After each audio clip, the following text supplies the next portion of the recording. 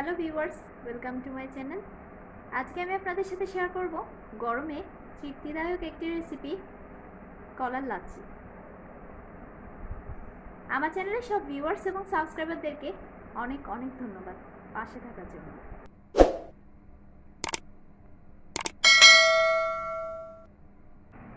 কলার লাচ্ছি তৈরি করার জন্য আমি দুটো কলা খোসা ছাড়িয়ে নিচ্ছি।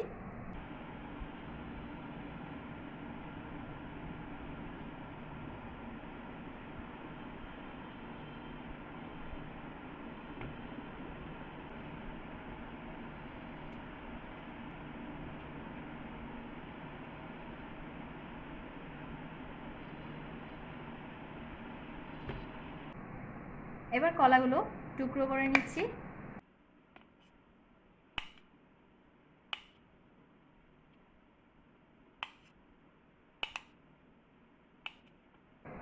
এবার কলার টুকরোগুলো একটি ব্লেন্ডারের জারে নিয়ে নিচ্ছি।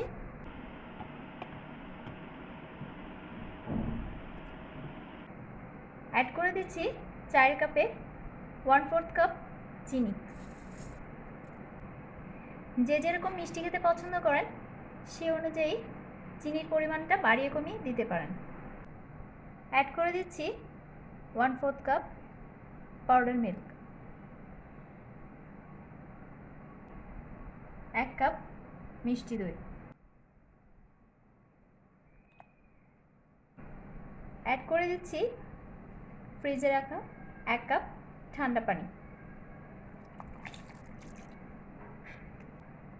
এবার দিয়ে দিচ্ছি 1 কাপ লিকুইড মিল্ক। এবার সবগুলো উপকরণ একসাথে ব্লেন্ড করে নিব। ব্লেন্ড করা হয়ে গেছে। এবার আমি এটা পরিবেশনের জন্য নিয়ে নিচ্ছি।